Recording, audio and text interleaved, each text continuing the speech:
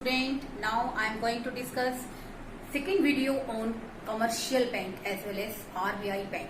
Okay, we all know that RBI bank is a apex bank which controls entire banking system of a country. देखो बेटे, हमारा central bank है RBI. वो क्या करता है? हमारे पूरे बैंकिंग सिस्टम को क्या करता है बच्चों? कंट्रोल करता है। तो देखो बेटे, मनी की सप्लाई को कंट्रोल करने के लिए क्या करता है आरबीआई? आरबीआई बनाता है बच्चों मॉनेटरी पॉलिसी। देखो बेटे, how does central bank control the money supply in the economy? Only and only by the monetary policy. अब देखो बेटे, जो हमारी मॉनेटरी पॉलिसी है ये बेसिकली किस पर डिपेंड करती है? Availability of cash as well as the interest rate. तो देखो बेटे, आरबीआई बेसिकली क्या करता है? मॉनेटरी पॉलिसी की फॉर्मुलेशन करके नो डाउट हमारी इकोनॉमी के अंदर मनी सप्लाई को कंट्रोल करता है। तो बेटे, इसके लिए दो इंस्ट्रूमेंट यूज करता है। First one quantitative instrument and second one qualitative instruments. अब बात करते हैं हम लोग क्वांटिटेटिव इंस्ट्रूमेंट की। Quantitative instrument are those instrument which focus on overall supply of money in the economy. यानी कि हमारी इकोनॉमी के अंदर बेटे पूरी इकोनॉमी की में कितनी मनी सप्लाई है, ओवरऑल सप्लाई को बेटे कंट्रोल करती है, उसको हम लोग क्या कहते हैं बच्चों? Quantitative instruments. These are the following instruments in a quantitative instrument. First one bank rate, CRR, SLR, open market operations, repo rate and last one reverse repo rate. Okay, now I am going to discuss bank rate. Bank rate क्या होता है student? Bank rate is that rate at which RBI, यहां पर बेटे RBI is our central bank, RBI provides loan to the commercial bank is called bank rate. तो bank rate क्या है student? Bank rate is at that rate at which RBI provides loan to the commercial bank is called bank rate. And commercial bank क्या करता है बच्चों? जैसे ही हमारे RBI के लिए कस्टमर कौन है बेटा? Commercial bank. ऐसे ही कमर्शियल बैंक के लिए कस्टमर कौन है बच्चों? पब्लिक। अब देखो बेटे, अब कमर्शियल बैंक जिस रेट पर आरबीआई को लोन प्रोवाइड करेगा, जिसपे कमर्शियल बैंक जिस रेट पर आम जनता को लोन प्रोवाइड करेगा, पब्लिक को लोन प्रोवाइड करेगा, उसी को हम लोग क्या कहते हैं? इंटरेस्ट रेट या फिर market rate of interest. Interest rate and market rate of interest. देखो बेटे, bank rate is that rate at which RBI provides loan to the commercial bank is called bank rate. और बेटा, जिस rate पर at which rate commercial bank provide loan to the public is called interest rate और market rate of interest. Okay, अब हम बात करते हैं कि इसके थ्रू कैसे मनी सप्लाई को हमारी इकोनॉमी के अंदर कंट्रोल किया जाएगा। ऐसा कौन सा तरीका है जिसके साथ हम लोग, अब देखो बेटे, first one rise in bank rate. मैं तुम्हें एक अच्छे तरीके से पॉइंट समझाऊंगी ताकि आपको अच्छे ढंग से क्लियर हो पॉइंट। अब देखो बेटे, राइज इन बैंक रेट, ये तो एक क्रैमिंग करने वाली बात हो जाएगी कि बैंक रेट को बढ़ा दिया, कब बढ़ा दिया। अब मैं आपको बताती हूँ। देखो बेटे, अब बेसिकली इकोनॉमी के अंदर क्या है स्टूडेंट? आप इसकी बजाय ये लिखिए बच्चों, इन्फ्लेशन है। इन अ सिचुएशन आपको ये लिखने की जरूरत नहीं है क्योंकि आप कंफ्यूज हो जाएंगे, ठीक है ना? आप क्या लिखेंगे? इन्फ्लेशन। इन्फ्लेशन क्या होता है? Continuously rising price of A commodity is called inflation. लगातार बेटे हमारे देश के अंदर वस्तुओं की कीमत बढ़ती है due to lack of supply, this is called inflation. अब इन इन्फ्लेशन क्या करेगी गवर्नमेंट? गवर्नमेंट को बेटे कंट्रोल करना है, किस पर? वस्तुओं की डिमांड पर। तो गवर्नमेंट में हमारा आरबीआई एक्शन ले रहा है, तो आरबीआई क्या करेगा? Rise in bank rate, bank rate को बढ़ाएगा। नो डाउट बच्चों, अगर वो बैंक रेट बढ़ाएगा तो कमर्शियल बैंकों को लोन क्या मिलेगा बेटे? काफी महंगा मिलेगा, कॉस्टली मिलेगा। तो नो डाउट अब कमर्शियल बैंक क्या करेगा? इंटरेस्ट रेट को बढ़ा देगा। इसका रिजल्ट क्या होगा बच्चों? Rise in market rate of interest. Okay, अब देखो बेटे, मार्केट रेट ऑफ इंटरेस्ट बढ़ने से नो डाउट हमारा जो कॉस्ट ऑफ क्रेडिट है वो क्या हो जाएगा बच्चों? बढ़ जाएगा। कॉस्ट ऑफ क्रेडिट का मतलब क्या है? उधार लेने की बेटा बेसिकली पेमेंट क्या है? इंटरेस्ट। अगर आप किसी से पैसा उधार लोगे तब क्या पे करोगे? इंटरेस्ट पे करोगे। तो देखो बेटे, rise in bank rate as well as cost of credit क्या हो जाएगा? इसमें इंक्रीज हो जाएगा। अगर कॉस्ट ऑफ क्रेडिट, अगर आम जनता को बेटे लोन महंगा मिलेगा तो बेसिकली लोन की जो डिमांड है, डिमांड फॉर क्रेडिट क्या हो जाएगी, डिक्रीज हो जाएगी। अगर डिमांड फॉर क्रेडिट डिक्रीज हो जाएगी तो ऑब्वियसली जो गुड्स एंड सर्विस के लिए एग्रीगेट डिमांड है, एग्रीगेट डिमांड किसके लिए है, गुड्स और सर्विस के लिए, वो भी बेटे क्या हो जाएगी, डिक्रीज। और ऐसे ही बेटे अगर एग्रीगेट डिमांड डिक्रीज हो जाएगी तो नो डाउट बेटे इकोनॉमी में इन्फ्लेशन क्या हो जाएगा, कंट्रोल। देखो बेटे इन्फ्लेशन की सिचुएशन में बैंक रेट बढ़ गई, मार्केट रेट बढ़ गया, कॉस्ट ऑफ क्रेडिट इंक्रीज हो गया। कॉस्ट ऑफ क्रेडिट इंक्रीज होने से नो डाउट यहाँ पर डिमांड फॉर क्रेडिट क्या हो जाएगा, डिक्रीज। और इसका सबसे बड़ा इफेक्ट क्या आएगा, एग्रीगेट डिमांड क्या हो जाएगा बच्चों, कम हो जाएगा। इस सिचुएशन में हम लोग इन्फ्लेशन को क्या कर लेंगे, कॉम्बैट कर लेंगे। Second situation is in a deflation. Deflation माने decrease, everything will be decrease करना, कि हम लोग हर एक चीज को बेटे क्या करेंगे, यहाँ पर डिक्रीज करेंगे। अब देखो बेटे, अब fall in bank rate, RBI क्या करेगा, बैंक रेट को कम करेगा। ठीक है बच्चों, बैंक रेट कम होने से fall in market rate of interest, then fall in cost of credit, हमारा जो ऋण लेने की जो लागत है यानी कि ब्याज, वो क्या हो जाएगी, कम, लोन सस्ता हो जाएगा। देन डिमांड फॉर क्रेडिट क्या हो जाएगी, demand for credit also increase, और जिसके कारण बेटे हमारी एग्रीगेट डिमांड क्या हो जाएगी बच्चों, इंक्रीज। अब मैं देखो थोड़ा सा आपको इस कॉन्सेप्ट से कनेक्ट करती हूँ। देखो बेटे इन्फ्लेशन में हमारी गवर्नमेंट, हमारा आरबीआई क्या चाहता है कि वस्तु और सेवाओं की डिमांड को कम किया जाए। अगर बेटा आरबीआई बैंक रेट बढ़ा देगा तो मार्केट का रेट बढ़ जाएगा, मार्केट रेट बढ़ने से लोगों को ऋण लेने की लागत यानी कि ब्याज ज्यादा लगेगा, तो वो डिमांड क्या कर देंगे बेटा, कम। जब उनके पास बेटे मनी की सप्लाई कम हो जाएगी तो ऑब्वियसली बेटे वो गुड्स एंड सर्विस की डिमांड कम करेंगे, और इसका इफेक्ट क्या आएगा, aggregate demand will be control due to inflation. Second one deflation, deflation माने डिक्रीज होना।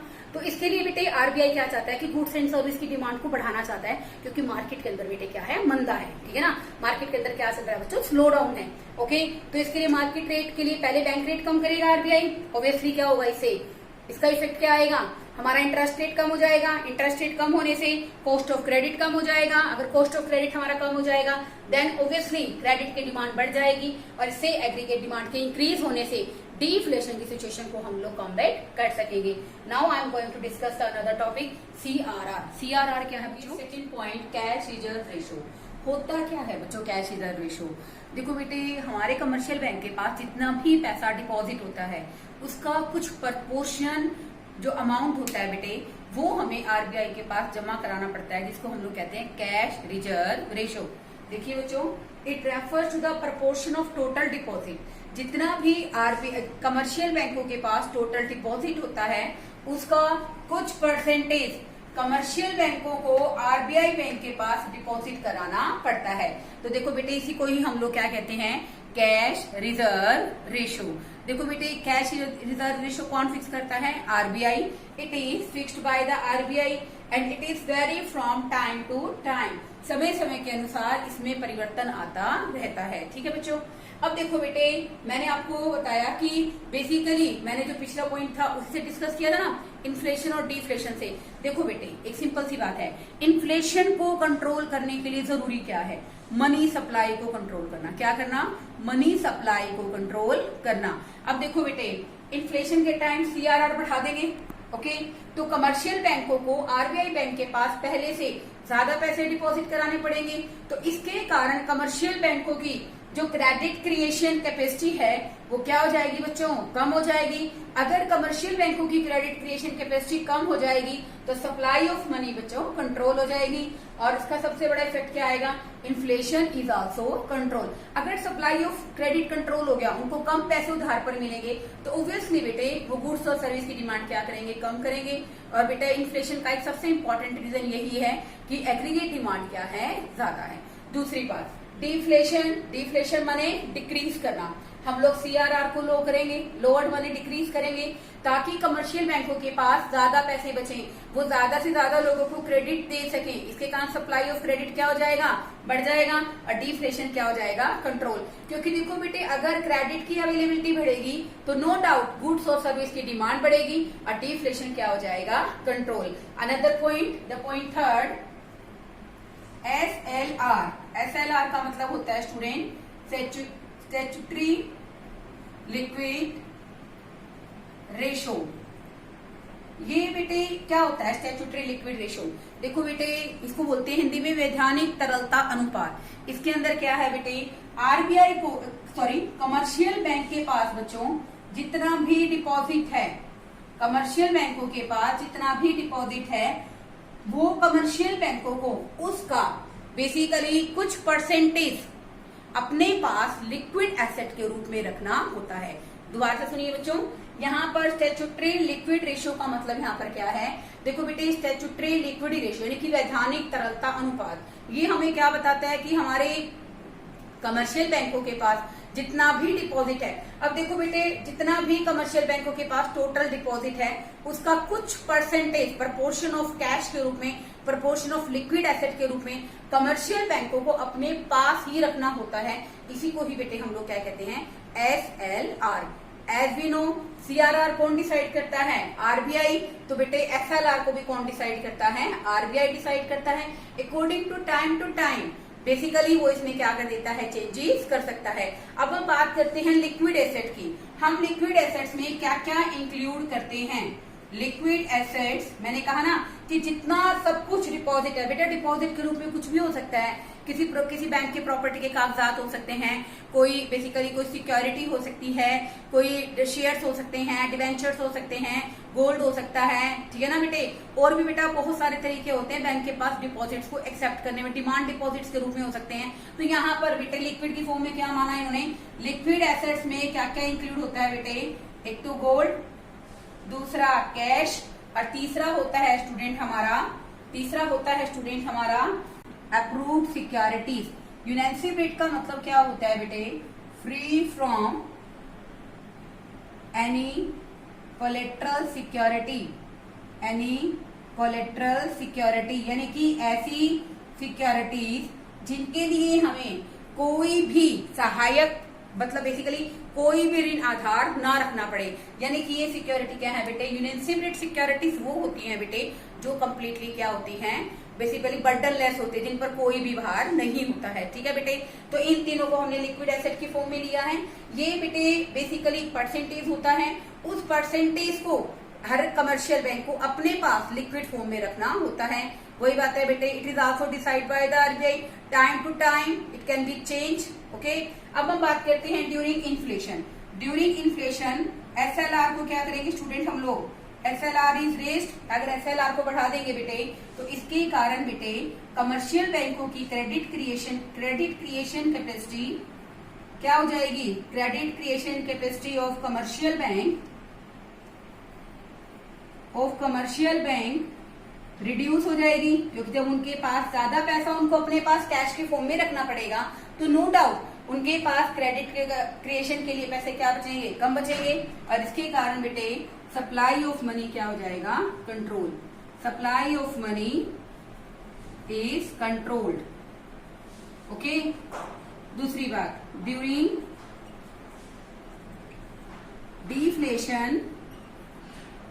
डिफ्लेशन की पोजीशन में बच्चों हम लोग क्या करेंगे, यहां पर स्टूडेंट ड्यूरिंग डिफ्लेशन SLR को क्या करेंगे स्टूडेंट, हम लोग डिक्रीज कर देंगे। SLR को परसेंटेज को डिक्रीज करने से जो क्रेडिट क्रिएशन कैपेसिटी है, credit creation capacity of commercial bank,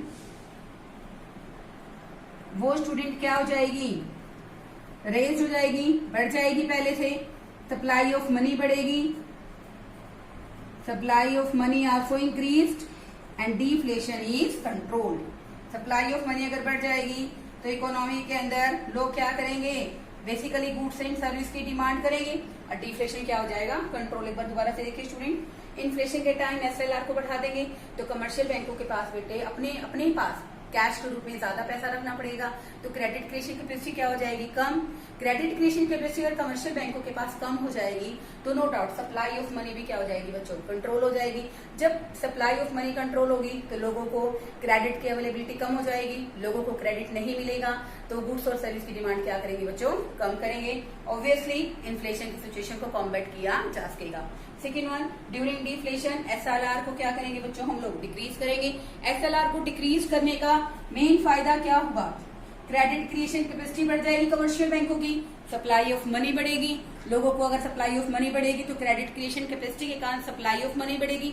supply of money अगर बढ़ती है तो मार्केट के अंदर पैसा आएगा बच्चों, मार्केट के अंदर ज्यादा क्रेडिट अवेलेबल होगा तो नो डाउट डिमांड बढ़ जाएगी और डिफ्लेशन को हम लोग क्या कर लेंगे, कंट्रोल कर लेंगे। अभी बेटे फोर्थ पॉइंट करते हैं हम इसका, open market. Open market operations क्या होते हैं बेटे, आपको पता है जनरली हमारा जो आरबीआई है वो सेंट्रल बैंक है और वो गवर्नमेंट के बिहाफ पर सिक्योरिटीज को खरीदता और बेचता है ओपन मार्केट में, उसी को ही हम लोग क्या कहते हैं बेटे, open market operation. Open market operation क्या है, sale and purchase of securities in the open market by the RBI on behalf of government. Government के बिहाफ से आपने पढ़ा था ना बेटे फंक्शंस में कि बेसिकली आरबीआई क्या है, गवर्नमेंट का बैंक है, तो क्या करता है गवर्नमेंट के बिहाफ पर ओपन मार्केट में सिक्योरिटीज को खरीदता और बेचता है, इसी को ही हम लोग क्या कहते हैं बेटे, ओपन मार्केट ऑपरेशंस। अब देखो बेटे अगर सिक्योरिटी को सेल करेगा तो लोग ज्यादा से ज्यादा क्या करेंगे, गवर्नमेंट सिक्योरिटीज खरीदेंगे। इसके कारण क्या होगा बेटे, आरबीआई लिक्विडिटी यानी कि जो कैश है उसको क्या करेगा, सोख लेगा, ठीक है ना भाई, बेसिकली उसको खत्म कर देगा, इकोनॉमी के अंदर से रिड्यूस कर देगा बाय बाइंग द सिक्योरिटीज। अगर आरबीआई उन्हीं सिक्योरिटीज को मार्केट से खुद खरीद लेता है तो इसके कारण बेटे लिक्विडिटी क्या हो जाएगी, रिलीज हो जाएगी। अब देखो बेटे इसको कैसे कनेक्ट करोगे, ड्यूरिंग इन्फ्लेशन। अब देखो बेटे इन्फ्लेशन को कंट्रोल करने का एक ही बेस्ट तरीका है एग्रीगेट डिमांड को कम करना, ठीक है बच्चों, क्या काम करना है, एग्रीगेट डिमांड को कम करना। तो इसके लिए ड्यूरिंग इन्फ्लेशन क्या करेगी RBI, selling the government securities. अगर वो गवर्नमेंट सिक्योरिटीज को सेल करेगी बेटे तो इसके कारण इकोनॉमी से क्या हो जाएगा, लिक्विडिटी इज रिड्यूस्ड। अगर लिक्विडिटी रिड्यूस होगी तो एग्रीगेट डिमांड कम हो जाएगा और जो हमारा इन्फ्लेशन है बच्चों वो हो जाएगा, inflation is controlled. Second one, during deflation. Deflation के अंदर बेटे हमें करना क्या है, यहां पर purchase of government securities. RBI खुद क्या करेगा बच्चों, गवर्नमेंट सिक्योरिटीज को परचेज कर लेगा ताकि जो लिक्विडिटी है इकोनॉमी के अंदर, लिक्विडिटी इज रिलीज्ड, या फिर आप लिख सकते हो लिक्विडिटी को इंक्रीज किया जाए। अगर लिक्विडिटी बढ़ेगी तो नो डाउट बेटे एग्रीगेट डिमांड इकोनॉमी के अंदर बढ़ जाएगी और डिफ्लेशन क्या हो जाएगा बच्चों, डिफ्लेशन इज कंट्रोल्ड। देखिए स्टूडेंट्स, देखो यहाँ पर बेसिकली मैंने जो पॉइंट डिस्कस किया, ओपन मार्केट ऑपरेशन क्या है, गवर्नमेंट के बिहाफ पर आरबीआई सिक्योरिटीज को खरीदता और बेचता है, यही है open market operations. Okay, open market operations के अंदर अगर आरबीआई बैंक क्या करेगा, सिक्योरिटीज को सेल करेगा। वी ऑल नो दैट कि हम बेसिकली गवर्नमेंट सिक्योरिटीज के अंदर पैसा लगाना, गवर्नमेंट कंपनी के अंदर पैसा लगाना काफी सिक्योर फील करते हैं। ओके, तो बेटे जब गवर्नमेंट के बिहाफ पर आरबीआई सिक्योरिटी को सेल करेगा then we purchase the security. अगर हम सिक्योरिटी को परचेज करेंगे तो लिक्विडिटी किसके पास चली गई, गवर्नमेंट सिक्योरिटीज में आरबीआई के पास चली गई। लिक्विडिटी जाने से क्या होगा बेटे, लिक्विडिटी अगर कम हो जाएगी तो ऑब्वियसली लोगों के पास क्या होगा बेटे, क्रेडिट की डिमांड, बेसिकली लिक्विडिटी के कम होने से लोगों के पास क्रेडिट कम होगा, ठीक है ना, और लोगों की डिमांड कम होने से इन्फ्लेशन को क्या कर लेंगे, कंट्रोल कर लेंगे।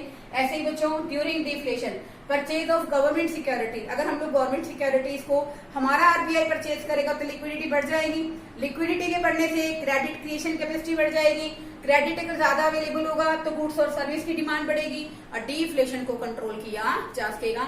इसके बेटे सबसे इंपॉर्टेंट 4 पॉइंट तो मैंने करा दिए हैं क्वांटिटेटिव मेजरमेंट के। इसके अलावा बेटे आपके बुक में दे रखा है रेपो रेट।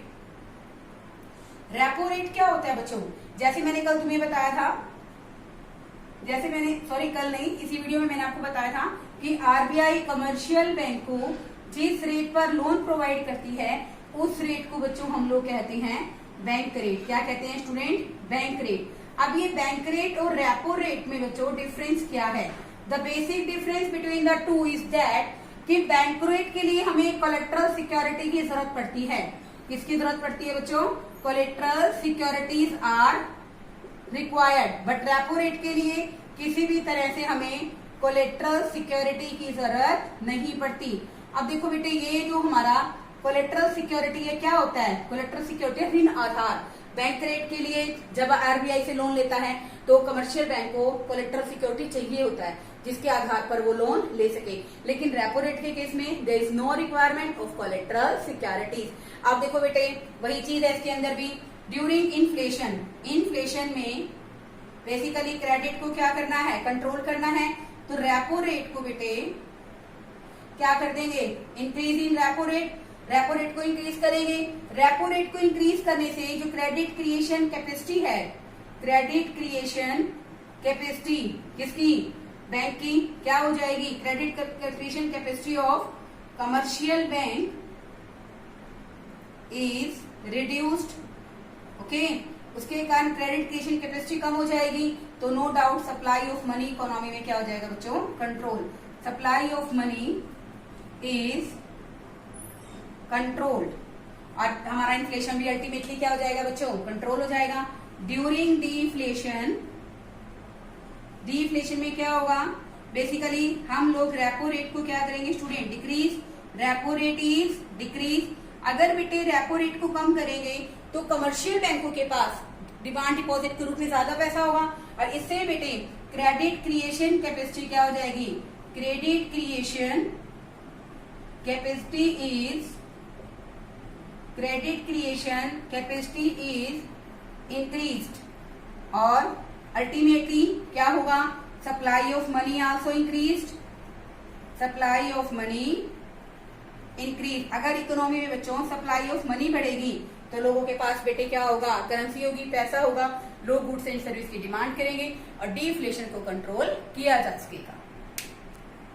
इसका जो अनदर टॉपिक है, पहले मैंने क्वांटिटेटिव मेजरमेंट्स कराए, नाउ हम लोग डिस्कस करेंगे बेटे क्वालिटेटिव इंस्ट्रूमेंट। देखो बेटे, क्वांटिटेटिव इंस्ट्रूमेंट वो इंस्ट्रूमेंट थे बेटे बेसिकली जो ओवरऑल इकोनॉमी के अंदर मनी सप्लाई को कंट्रोल कर रहे थे। अब यहाँ पर बेटे जो हमारे क्वालिटेटिव मेजरमेंट हैं, इनको बेटे हम लोग सिलेक्टिव कंट्रोल भी कहते हैं।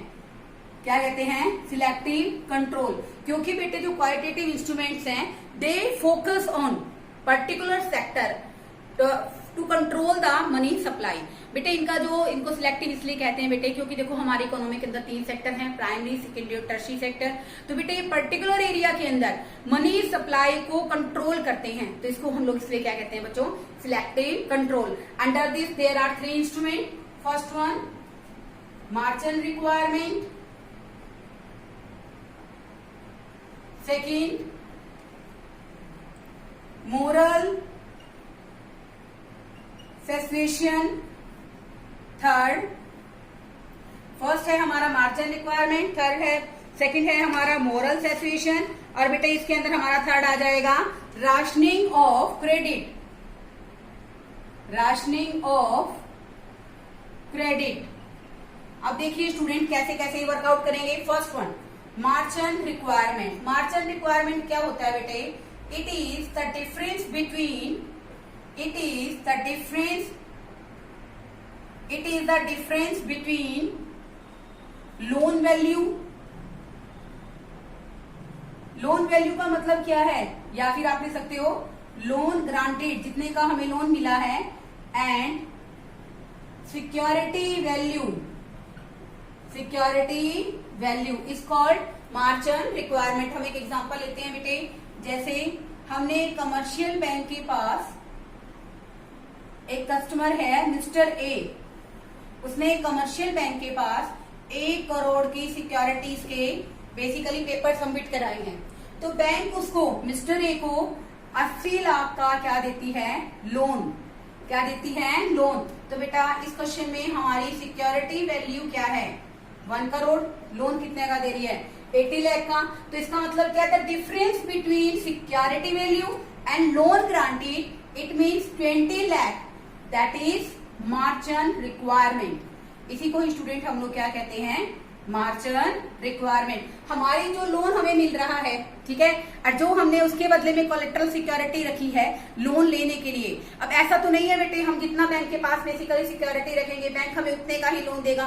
बैंक हमेशा हमें हमारी कोलेटरल सिक्योरिटी से कम का लोन प्रोवाइड करता है। तो ठीक है बेटे, यहाँ पर it is a difference between security value and loan granted. Security value 1 crore, loan granted 80 lakh. The difference between the two is 20 lakh. Okay, this is called margin requirement.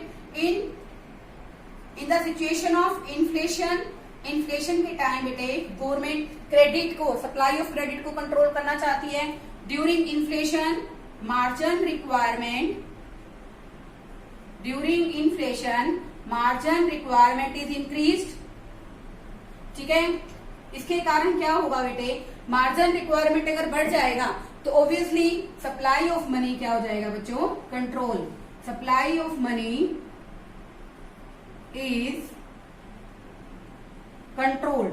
Okay, supply of money को control हो जाएगा। अगर supply of money control हो जाएगा तो no doubt inflation is also controlled. Inflation is controlled, क्योंकि बेटे अगर मनी सप्लाई कम मिलेगा तो बेसिकली बेटे गुड्स और सर्विस की डिमांड क्या हो जाएगी, कम, और इन्फ्लेशन कंट्रोल हो जाएगा। During in deflation margin requirement को क्या करेंगे स्टूडेंट, रिड्यूस कर देंगे। ठीक है, जिसके कारण सप्लाई ऑफ मनी, मनी की जो सप्लाई है बच्चों वो इकोनॉमी के अंदर क्या हो जाएगी, इंक्रीज हो जाएगी। मनी सप्लाई बढ़ने से गुड्स एंड सर्विस की डिमांड बढ़ेगी और deflation is also controlled. Deflation is controlled. देखिए बेटे, इसकी मैंने कहा कि मान लो हमारा जो रिक्वायरमेंट है मार्जिन रिक्वायरमेंट का परसेंटेज है 20%। ओके, हमने 20 लाख रखा। अब इन्फ्लेशन के टाइम गवर्नमेंट क्या करेगी, इसको बढ़ाकर कितना कर देगी बच्चों, 30%। अब इन्फ्लेशन के टाइम पे 30% कर दिया। अब लोन कितने का मिलेगा, 70 लाख का। तो यहाँ पर सप्लाई ऑफ मनी क्या हो गया, कंट्रोल हो गया। ठीक है, और अगर मान लो डिफ्लेशन है तो इस रेट को कम करके कितना कर देगी, 10%। अब यहाँ पर मार्जिन रिक्वायरमेंट कितने का रहेगा स्टूडेंट, 10 लाख का। अब यहाँ पर कितने का लोन मिलेगा बच्चों, 90 लाख का।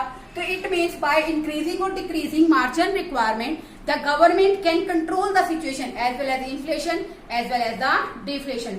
Another point in this topic that is moral, that is moral situation. क्या होता है बच्चों, नैतिक प्रभाव। देखो बेटे, we all know that central bank is our apex bank which can control entire banking system of a country. पूरे banking system पर क्या करता है, कंट्रोल करता है। मोरल सिचुएशन क्या है, it is like rendering advice provide करना, advice to the commercial bank by the RBI. देखो बेटे, आरबीआई क्या करता है, time to time different time की गाइडलाइंस अपने कमर्शियल बैंक्स को प्रोवाइड करता है, मेंबर बैंक्स को प्रोवाइड करता है। तो मोरल सिचुएशन क्या है, it's a moral duty of a commercial bank to follow the directions which are given by the RBI. तो देखो बेटे, मोरल सिचुएशन क्या है, नैतिक प्रभाव बनाकर रखता है, या फिर नैतिक हम लोग कह सकते हैं जिम्मेवारी बनती है। It is like rendering advice देते हैं इस तरह से, किसको, कमर्शियल बैंक को। कौन देता है, RBI, to follow the directions which are given by the RBI. If any member bank do not follow the directions are issued by the RBI, then RBI cancel the membership of such type of banks. अगर मान लो बेटे कोई भी bank है RBI की instructions के according काम नहीं करता है, तो इस सिचुएशन में बेटा तो क्या कर सकता है आरबीआई, जब कोई कमर्शियल बैंक उसकी गाइडलाइंस के अकॉर्डिंग काम नहीं करेगा, देन द कमर्शियल बैंक की जो मेंबरशिप है it can be cancelled by the RBI. अब क्या एडवाइस मिल सकती है, ड्यूरिंग इन्फ्लेशन के टाइम इनको क्या कहा जाएगा, क्रेडिट इज रेस्ट्रिक्टेड। क्रेडिट को क्या करो, कंट्रोल करो, ताकि मनी सप्लाई को रेस्ट्रिक्ट किया जा सके और इकोनॉमी को कंट्रोल किया जा सके। ड्यूरिंग डिफ्लेशन के अंदर क्या कहा जाएगा, कि क्रेडिट को क्या कर दो, एक्सपेंड, क्रेडिट को क्या कर दीजिए, एक्सपेंड कर दीजिए, क्रेडिट को लिबरलाइजेशन कर दीजिए। लिबरल क्या होता है कि यानी कि आसान शर्तों पर लोगों को लोन प्रोवाइड कराइए ताकि लोग क्या कर सके, गुड्स एंड सर्विस के लिए लोन लें और इकोनॉमी के अंदर डिफ्लेशन को कंट्रोल किया जा सके। क्रेडिट के टाइम, बेसिकली इन्फ्लेशन के टाइम क्रेडिट को कंट्रोल कीजिए और डिफ्लेशन के टाइम क्रेडिट को क्या कर दीजिए, एक्सपेंड कर दीजिए। एक लास्ट पॉइंट रह गया हमारा, राशनिंग ऑफ क्रेडिट। पॉइंट है राशनिंग ऑफ क्रेडिट। देखो बेटे, राशनिंग ऑफ क्रेडिट का मतलब क्या है, हमारी इकोनॉमी के अंदर स्टूडेंट्स 3 सेक्टर्स हैं, प्राइमरी, सेकेंडरी और हम बात करते हैं टर्शरी सेक्टर। ओके, तो देखो बेटे, गवर्नमेंट के आरबीआई जो होता है ना बेटे, एक क्रेडिट का कोटा फिक्स करता है कि प्राइमरी सेक्टर के अंदर कितना परसेंटेज ऑफ लोन देना है, सेकेंडरी सेक्टर में कितना परसेंटेज ऑफ लोन देना है, टर्शरी सेक्टर की, यानी कि RBI fix the quota to providing loan for the different sector is called rationing of credit. Rationing of credit का मतलब क्या है, क्रेडिट का कोटा फिक्स करना for the different sector, different percentage is fixed by the RBI, this is known as rationing of credit. Primary sector को कितना देना है, सेकेंडरी सेक्टर को कितना परसेंटेज ऑफ लोन देना है, टर्शरी सेक्टर को कितना परसेंटेज ऑफ लोन देना है, this is the rationing of credit. Rationing of credit को इंट्रोड्यूस करने का तरीका क्या है, क्यों करते हैं राशनिंग ऑफ क्रेडिट? इसका बेटे मेन ऑब्जेक्टिव ही होता है to avoid speculation activity in a sector. किसी भी क्षेत्र के अंदर सट्टेबाजी की क्रियाओं को रोकने के लिए, प्रॉफिटरिंग की एक्टिविटीज को रोकने के लिए गवर्नमेंट राशनिंग को क्या करती है, इंट्रोड्यूस करती है। अब देखो बेटे, हम बात करते हैं इन्फ्लेशन की। ड्यूरिंग इन्फ्लेशन स्पेकुलेशन को रोकने के लिए गवर्नमेंट क्या करती है, rationing is introduced. Government rationing को क्या करती है, इंट्रोड्यूस करती है। During deflation rationing is withdrawal, rationing को क्या कर दिया जाता है, हटा दिया जाता है। अब देखो बेटे, गवर्नमेंट चाहती है कि जितना परसेंटेज ऑफ कोटा उसने फिक्स किया है, बेसिकली हर एक सेक्टर में उसके अकॉर्डिंग लोन दिया जाए। कमर्शियल बैंक को बेटे जो आरबीआई कोटा फिक्स करेगी उसके अकॉर्डिंग ही लोन प्रोवाइड करना पड़ेगा। अब यहाँ पर इन्फ्लेशन के अंदर हम लोग क्या कर देते हैं, राशनिंग को अप्लाई कर देते हैं ताकि किसी भी क्षेत्र के अंदर क्रेडिट जरूरत से ज्यादा ना जाए, स्पेकुलेशन एक्टिविटी को किसी भी तरह से कोई बढ़ावा नहीं मिले। और नो डाउट जब इकोनॉमी में पहले डिफ्लेशन है, स्लो डाउन चल रहा है, तो हम लोग राशनिंग को वहां से हटा देते हैं ताकि इकोनॉमी के अंदर जो स्लो डाउन है उसको कंट्रोल किया जा सके और नो डाउट इकोनॉमी में एग्रीगेट डिमांड के लेवल को बढ़ाया जा सके। ओके स्टूडेंट, आई होप आप पूरे अच्छे ढंग से इस वीडियो को एक बार नहीं 2 बार देखिए, आपको अच्छे ढंग से समझ में आएगा। This is very important question. Okay, thank you students.